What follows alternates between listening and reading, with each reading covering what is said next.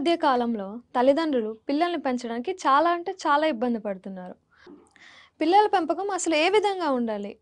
అది మీ మాటల్లో ఒకసారి చెప్పండి. అలాగే అమ్మ. తప్పకుండా. ఈ విషయం గూడా ఇప్పుడు చాలా ముఖ్యమైనటువంటి విషయము. ఇప్పుడు సమాజానికి అవసరమైనటువంటి అవసరమైన విషయం. చాలా చాలా అంటే చాలా అవసరమైన విషయం. అవును. సరే, ఇప్పటివరకు మనం గురువు గురించి మాట్లాడుకున్నాం గనక, మీరు గురువు గారని సంబోధించడం మానేయాలి ఫస్ట్. స్వామి అనండి చాలు. అంటే మనం ప్రాక్టికల్‌గా ఉండాలి ఫస్ట్. అందుకని మార్పు మనతోనే ప్రారంభం అవ్వాలి. అంటే అది మా అదే వైపు నుంచి అలవాటు. అవును. మేమిచ్చే రెస్పెక్ట్ అండి. సరే అమ్మ. ఇప్పుడు పిల్లలు పెంపకం అనేటువంటి విషయం ఎట్లా అయిపోయిందంటే పరిస్థితి, తల్లిదండ్రులకు పిల్లల యొక్క చదువు, పిల్లల యొక్క మార్కులు, హ్మ్. పిల్లల యొక్క ప్యాకేజీ అనేది స్టేటస్ సింబల్ అవును. అయిపోయింది. అది చాలా అనర్థదాయకం. చాలా అంటే చాలా. అవును. పిల్లలని ఊరికే మార్కుల కోసం, ర్యాంకుల కోసం వాళ్ళు పాపం ఇబ్బంది పెడుతున్నారు తప్ప, మనం సరియైన ఆరోగ్యకరమైన జీవితాన్ని గూడా పిల్లలకి అందించలేకపోతున్నాం. అవును.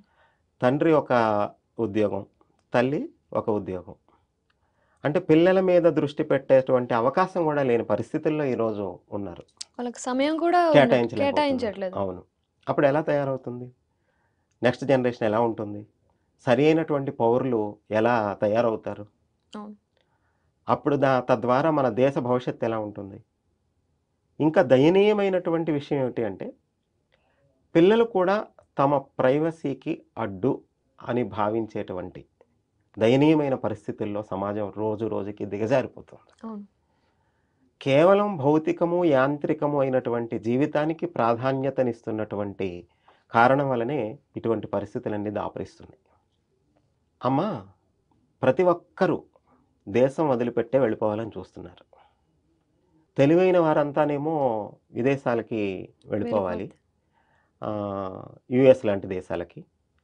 శారీరకమైన దారుఢ్యం ఉంది. అంత తెలివి, టాలెంటు, చదువు లేదు అనుకున్న వాళ్ళేమో మన ఈ ఏం కంట్రీస్ అంటారు వాటిని? అక్కడికి వెళ్లి శారీరక శ్రమ పడుతున్నారు.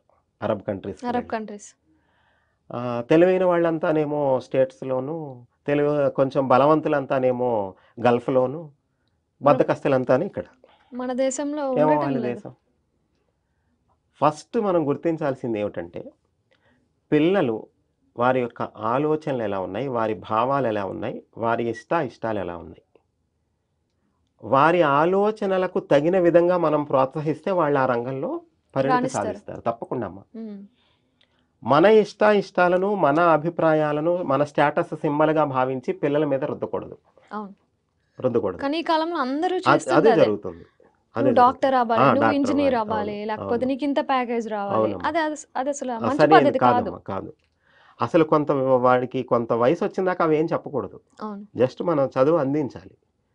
అంతేగాక మరొక ముఖ్యమైన విషయం ఏమిటంటే, చదువు కన్నా సంస్కారం ముఖ్యమైంది. ఈరోజు అది లేదు.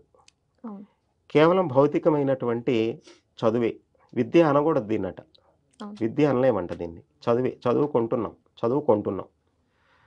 అంతే తప్ప కొనుక్కునే చదువే అయింది తప్ప విద్య లేదు, వినయం లేదు, సంస్కారం అనేది లేదు. దేశం పట్ల, సమాజం పట్ల బాధ్యతాయుతమైన పౌరులుగా నా బిడ్డలు తయారవ్వాలన్న ఆలోచన ఏ తల్లిదండ్రులకి లేదు. లేదు.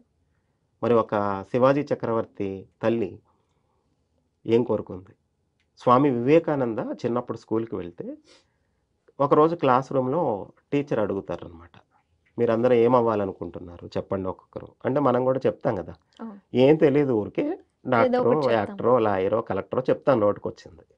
అందరూ తలా ఒకటి చెప్తూ ఉంటే స్వామి అన్నట్ట, నేను గుర్రపు బండి తోలేవాడిని అవుతా అన్నట్ట. అందరూ నవ్వారట. ఇంటికి వెళ్ళిన తర్వాత పిల్లలు చెప్పారు వాళ్ళ అమ్మగారికి. వివేకానంద అంటే వివేకానంద. అప్పుడు పేరు నరేంద్రుడు. అవును. ఈరోజు స్కూల్‌లో ఇట్లా అడిగారు మమ్మల్ని. మన నరేనేమో ఇలా గుర్రబండి చెప్పారు. తోలేవాడిని అవుతానన్నాడు అని. అయితే తప్పేముంది? నువ్వు గుర్రబండి తోలేవాడివే కానీ ఎలాంటి గుర్రబండి తోలాలి అనంటే చూపిస్తాను రా అని చెప్పి దేవుడు మందిరంలోకి తీసుకువెళ్ళి, సూర్ శ్రీకృష్ణ భగవానుడు సారథిగా కూర్చున్నాడు. అర్జునుడు రథంలో ఉన్నాడు. ఇలాంటి గుర్రబండి వాడివి కానివ్వు అని చెప్పిందట. చూసారా భావన? ఏది తక్కువ కాదు. అవును. ఈ పని తక్కువ, ఈ పని ఎక్కువ అని అన్నామనుకో అమ్మ, ఆ పని చేసేవాళ్ళు లేకపోతే రేపు ఏమవుతుంది సమాజం? శరీరంలో ఉండే అన్ని అవయవాలు దేని పని అది సక్రమంగా చేస్తేనే మన జీవనయాత్ర కొనసాగుతుంది. ఏ అవయవం ఎక్కువ, ఏ అవయవం తక్కువ అన్న ప్రసక్తి ఉందా? లేదు అలా గదా! లేదు. దేని పని అది సమర్థవంతంగా చెయ్యాలి. నిర్వర్తించాలి. అలానే సమాజంలో అన్ని పనులు కావాలి. అందరూ ఇంజినీర్‌లును, డాక్టర్‌లేనా అవసరం సమాజానికి? ఇంకెవరు అవసరం లేదా? అలా లేదు. అవునా కదా! ఏవండీ వ్యవసాయం చేయకూడదు. పల్లెటూరులో ఉండకూడదు. అందరూ ఉద్యోగమే చేయాలి. సరే అందరూ వెళ్ళిపోయారు. అందరూ వెళ్లి ఉద్యోగం చేస్తున్నారు. జీతం వస్తుంది. కానీ తినాలంటే ఏం తినాలి? అన్నమే గదా! అన్నమే తినాలి. ఆ! వ్యవసాయం లేదు. వ్యవసాయం లేదు. ఇప్పుడు మనం ఉద్యోగం చేసి డబ్బు సంపాదించుకొని, ఆ డబ్బు తినగలమా? నట్లు, బోల్ట్లు, చిప్పులు తినగలమా? తినలేం గదా! మరి ఆహారం తినాలంటే ఆహారం పండించేవాడు కావాలా వద్దా? అవును. చదువు అనేది మన క్వాలిఫికేషన్ కోసం చదువుకోవాలి తప్ప, మనకు ఏ రంగం పట్ల, ఏ పని పట్ల ఆసక్తి ఉందో, ఆ పని పట్ల మనం వాళ్ళని ప్రోత్సహించాలి. అవును. సమాజానికి ఉపయోగపడాలి నా బిడ్డలు అని ఇందాక స్వామి వివేకానంద వాళ్ళ తల్లి చెప్పినట్టుగా పిల్లలకి చెప్పగలిగితే, సమాజానికి, దేశానికి ఉపయోగపడే పిల్లలు తల్లిదండ్రులకు ఉపయోగపడరా? పడతారు ఖచ్చితంగా. ఈరోజు మనం పిల్లల్నే మన ప్రైవసీకి అడ్డుగా భావించి 3 సంవత్సరాలు దాటగానే వాళ్ళని తీసుకువెళ్ళి హాస్టల్‌లో పెడుతున్నామంటే, వాడికి 30 సంవత్సరాలొచ్చిన తర్వాత మనని వృద్ధాశ్రమంలో పెడతాడు. ఖచ్చితంగా. తప్పేముంది? వాడిని ఎలా పెంచాం? వాడికి, మనకి అసలు ఏ విధమైనటువంటి ఆత్మీయత, అనురాగం, అనుబంధం ఏమీ లేకుండా పెంచి, కేవలం ఉద్యోగము, చదువు, డబ్బు సంపాదనే పరమావధి అన్నట్టుగా మనం పెంచిన తర్వాత, వాడికి మన పట్ల ప్రేమ, ఆత్మీయత ఎక్కడి నుంచొస్తుంది? ఎవరు చేసుకున్నదప్పుడది? మనం చేసుకున్న కర్మ. స్వయంకృత అపరాధం. ఒక భగత్ సింగ్ ఎంత వయసులో ఆయన ఉరికమ్మ ఎక్కాడమ్మా? చాలా. క్షమాపణ అడిగితే గనక ప్రాణభిక్ష పెడతా అన్నట్ట తెల్లదొరలు. వాళ్ళ తాతగారికి అవకాశం ఇచ్చారు మాట్లాడటానికి. అవకాశం ఇస్తే, "నువ్వు ఒక్కసారి క్షమాపణ అడగరా, ఉరిశిక్ష రద్దు చేస్తా అంటున్నారు" అనంటే, "తాతగారు మన పలానా బంధువులు చనిపోయారు కదా! ఎలా చనిపోయారు?" అంటే, "అనారోగ్యంతో చనిపోయారు." అలా చనిపోయిన వాళ్ళందరిని అడుగుతాడు. వాళ్ళెలా చనిపోయారు? హ్మ్. వీళ్ళెలా చనిపోయారంటే, ఒకళ్ళు అనారోగ్యంతో, ఒకళ్ళు వృద్ధాప్యంతో, ఒకరేమో ఏదో అన్‌ఎక్స్‌పెక్టెడ్‌గా సడెన్‌గా చనిపోయారు. ఏదో కారణం చెప్తారు. తాతగారు వాళ్ళందరూ రోగంతోనో, బెంగతోనో, ఇంకో దాంతోనో చనిపోయారు. నేను దేశం కోసం చనిపోతున్నాను. దయచేసి నన్ను క్షమాపణ అడగమని చెప్పకండి. అవును. That is Bhagat Singh. ఎంతమందికి తెలుసు భగత్ సింగ్ గురించి మన పిల్లలకి? తెలీదు. ఒక అబ్దుల్ కలాం గారు ఆయన ఏరోనాటికల్ ఇంజినీర్ అవ్వాలి అని అనుకున్నప్పుడు, అందులో ఆయనకి సీట్ రాకపోతే, ఎంతో కుమిలిపోతూ, ఆ బాధలో ఆయన ఎక్కడికో దూరంగా వెళ్ళిపోతే, అక్కడ ఒక స్వామీజీ కనిపించి, "ఏం నాయనా ఎందుకిలా ఉన్నావు" అనంటే, "నేను అనుకున్నది ఒకటి అయిందండి. అది అవ్వలేదు. అందుకని బాధపడుతున్నానంటే," భగవంతుడు అంతకన్నా నీకు ఇంకా మంచి అవకాశాన్ని ఇవ్వబోతున్నాడేమో, ఎందుకు నువ్వు బాధపడుతున్నావు అని ధైర్యాన్నిచ్చారట. అప్పుడు దాన్ని ఆయన తీసుకొని, ఆయన మాటని ఆదర్శంగా తీసుకొని, తర్వాత ఏమయ్యారు? మనందరికీ తెలుసు. జాతి గర్వించదగ్గ మహానుభావుడయ్యాడు. అందుకని మనకి కులం, మతం ఏమి సంబంధం లేదు. మన వ్యక్తిత్వమే మనకు ముఖ్యం. అవును. అలానే దేశం కోసం, ధర్మం కోసం ఆహ్, అతి చిన్న వయసులోనే ప్రాణత్యాగం చేసిన మహానుభావులు ఎందరో ఉన్నారు. అమ్మా! మనం ఎంత ఉద్యోగం చేసినా, ఎంత వ్యాపారం చేసినా, ఎన్ని కోట్లు సంపాదించినా, మన జీవితం ఎంత?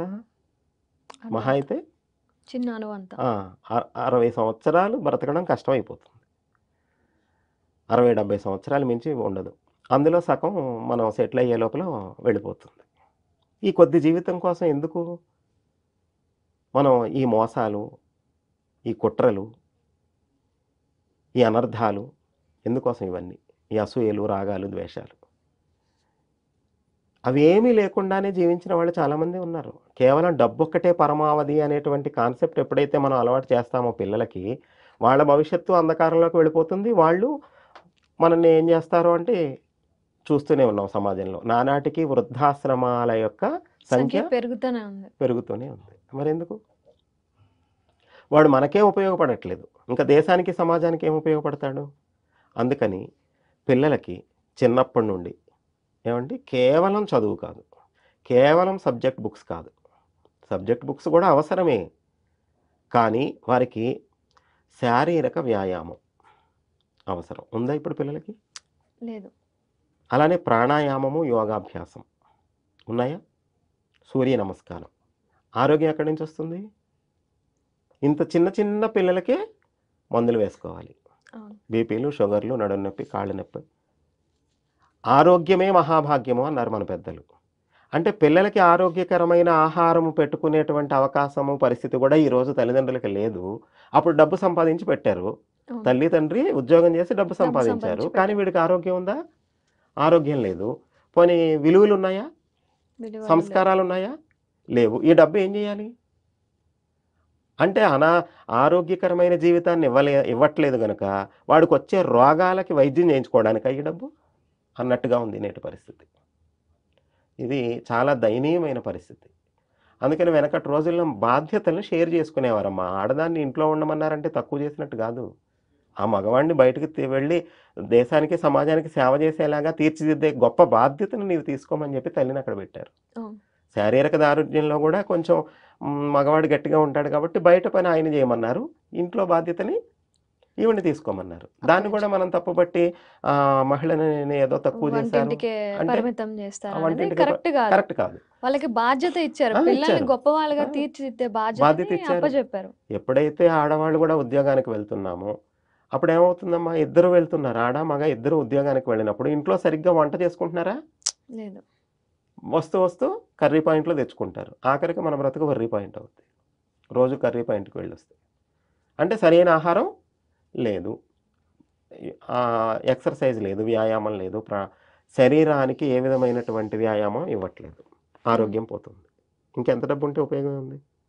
అదే పిల్లలకు కూడా అదే అలవాటు అదే. చేస్తున్నారు. అందుకని సబ్జెక్ట్ బుక్స్ ఒకటే కాకుండా పిల్లలకి సరి అయినటువంటి దేశభక్తుల యొక్క చరిత్రలు, అలానే మన సనాతన ధర్మంలో పెద్దలు ఇచ్చినటువంటి అనేక పురాణాల కథలు, ఇతిహాసాల నుండి కథలు జీవితం మొత్తాన్ని ప్రభావితం చేస్తాయమ్మా అవి. అవును. అలాంటి చరిత్రలు, గొప్ప చరిత్ర కలిగినటువంటి దేశం భారతదేశంబు. వేదాల పంట భూమి, అఖిల శాస్త్రాలకిది పుట్టినిల్లు, పెక్కు అవతారములు కన్న పెద్ద తల్లి, అన్ని దేశాలకు ఇది ఉపాధ్యాయని కాదే. నేటి మన పరిస్థితి, భారతీయుల పరిస్థితి ఎలా ఉందంటే, ఒక ఫలభారంతో ఉన్నటువంటి ఒక వృక్షం ఉందట. ఆ వృక్షం కింద ఉన్నాడు ఒకడు. ఆకలో రామచంద్ర అంటూ ప్రాణాలు పోగొట్టుకున్నట్ట. అయ్యో! చెట్టు నిండా ఉన్నాయి, పళ్ళున్నాయి. ఆకలితో చచ్చిపోవడం ఏంటి? పళ్ళు కోసుకొని తింటే అయిపోయింది కదా. నీకు సమస్య ఉంది, సమస్యకి పరిష్కారం ఉంది. పరిష్కారం ఉంది, దాన్ని అందుకోలేకపోయావు. ఆ జ్ఞానం లేదు. ఆ జ్ఞానం లేదు.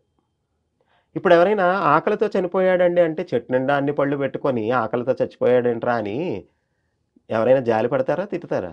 తిడతారు. దౌర్భాగ్యుడు, జాలి పడరు చచ్చిపోయినందుకు.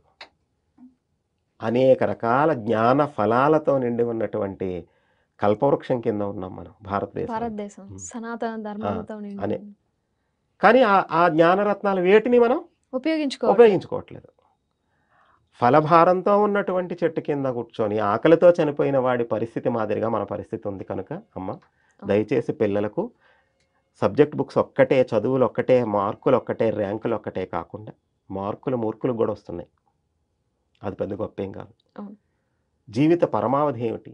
మన పిల్లవాడు మన ఇంటి నుంచి ఒక గొప్పవాడు బయటకు వెళ్ళాలి మన ఇంటి నుండి అన్న ఒక దృఢ సంకల్పం, ఒక సత్సంకల్పం ప్రతి తల్లిలో, తండ్రిలో గనక కలిగితే సమాజం మారుతుంది. పరిస్థితులు చాలా చేయి దాటిపోయాయి ఇప్పటికే. ఇప్పుడైనా మనం గట్టి స్టెప్ వేసి తల్లిదండ్రులందరూ కూడా ఆలోచించి సరి అయినటువంటి సంస్కారము, చదువుతో పాటు సంస్కారాలను అందించేటువంటి దానికోసం ఒక గట్టి అడుగు ఈరోజు వెయ్యాలి. మాధ్యమాలు కూడా అందుకు దోహదం చేయాలి. సరి అయినటువంటి అవగాహనతో కూడిన విద్య అవసరం అన్నటువంటి విషయాన్ని కూడా మనం అవసరమైతే ప్రభుత్వాల దృష్టికి కూడా తీసుకువెళ్ళాలి తల్లిదండ్రులందరూ. అటువంటి పరిస్థితి అయితే ఉందమ్మా. లేదంటే కనుక ఇంకా రాబోయే జనరేషన్స్ ఎన్నో విపత్కరమైన పరిస్థితులను ఎదుర్కోవాల్సి వస్తుంది. ఎక్కడ కూడా విలువలు, ఉండవు. నైతికత అనేది ఉండదు. సత్యము, ధర్మము అనేది ఉండవు. నానా రకాల అరాచకాలు జరుగుతాయి. ఇప్పుడు వాళ్ళు పిల్లలు చిన్నప్పటి నుంచే ఇప్పుడు చూసే సినిమాలు, ఇప్పుడు చూసే అనేక రకాలైన టీవీ ప్రోగ్రామ్స్ చూడటం వల్ల ఏమవుతుందంటే అవన్నీ సహజం అనిపిస్తుంది. అవును. ఏవండీ చిన్న పిల్లల్ని కూర్చోబెట్టుకుంటున్నారు. టీవీలో ప్రోగ్రామ్ ఆన్ చేస్తున్నారు. ఏమొస్తున్నాయి అందులో? ద్వంద్వార్థాలు. హ్మ్. లేకపోతేనేమో వస్త్రధారణ కూడా ఎప్పుడైతే పిల్లలు ఏదైతే చూస్తూ పెరుగుతూ ఉన్నారో ఇంకా అది వాళ్ళకి సహజం అనిపిస్తుంది. తప్పనిపించదు. అవును. ఆ వస్త్రధారణ గాని, జీవిత విధానం గాని హ్మ్. ఎంత అశ్లీలమైన విషయం గూడా సహజము, ఫ్యాషను అనే పరిస్థితికి దిగజారిపోయింది ఇప్పటికే సమాజం. ఇప్పటికైనా కళ్ళు తెరవకపోతే మనందరం చాలా కష్టం ఉంటుంది. అలాంటి పరిస్థితులు రాకూడదని మనందరం కూడా పరమాత్మని హృదయపూర్వకంగా ప్రార్థన. ప్రార్థించుకుందాం. గురువుగారు మీకొక ఆశ్రమం ఉంది అని చెప్పి విన్నాము. దాని గురించి ఒకసారి చెప్తారా? మన ఆశ్రమం ఎక్కడుందంటే ఏలూరు జిల్లా అమ్మ. ఏలూరు జిల్లాలో కామయ్యపాలెం అనే ఒక ఆహ్, పల్లెటూరులో ఆశ్రమం ఉంది. శ్రీ దత్తసాయి ఆశ్రమం అనేది. ఈ ఆశ్రమాన్ని ఎవరైనా ఆధ్యాత్మికంగా జీవించాలి అనుకునేవారు, సేవ చేయాలి అనుకునేవారు, సాధన చేయాలి అనుకునేవారు, లౌకిక జీవితంలో మా బాధ్యతలన్నీ పూర్తయిపోయాయండి. మాకు వానప్రస్థాశ్రమంలాగా ప్రశాంత వాతావరణంలో సేవా సాధనతో శేష జీవితాన్ని గడపాలి అనే భావన, ఆలోచన ఉంది అనుకునే వాళ్ళకి కూడా మన ఆశ్రమంలో అవకాశం ఉంది అని తెలియజేస్తూ అందరికీ కూడా శుభం భూయాత్. శ్రీ గురుదత్త. జై గురుదత్త. స్వామి గారు, పిల్లల్ని ఎలా పెంచాలి? అసలు నిజమైన గురువు అంటే ఏమిటి? మంత్రోపదేశం ఎలా చేయాలి? ఇలాంటి విషయాల్ని చాలా చక్కగా వివరించారు. ధన్యవాదాలు. అలాగే అమ్మ. ఇంకా చివరగా ఒక విషయం ఏంటంటే, హ్మ్. మేము ఈ కార్యక్రమానికి అయోధ్య నుండి వచ్చాం. అయోధ్య నుంచి. అయోధ్య స్వామివారి ప్రతిష్టాపనకి మనకి ఆహ్వానం వచ్చింది. ఓకే. అయోధ్య వెళ్ళాము. అయోధ్య నుండి స్వామి ప్రాణప్రతిష్ఠ అయిన తర్వాత షిరిడీలో అంతర్జాతీయ తెలుగు సాయి భక్త సమ్మేళనం దానికి కూడా హ్మ్. ఆహ్వానం వచ్చింది. బాలరాముడు ప్రతిష్ఠ నుంచి సాయిరాముడి సరే. దగ్గరికి వెళ్ళి అంతర్జాతీయ కార్యక్రమంలో పాల్గొని నేరుగా వచ్చిన తర్వాత మొదటి సత్సంగం ఇది. అది అక్కడి మా నుంచి వచ్చిన అదృష్టం. తర్వాత. అది మా అలానే అదృష్టం.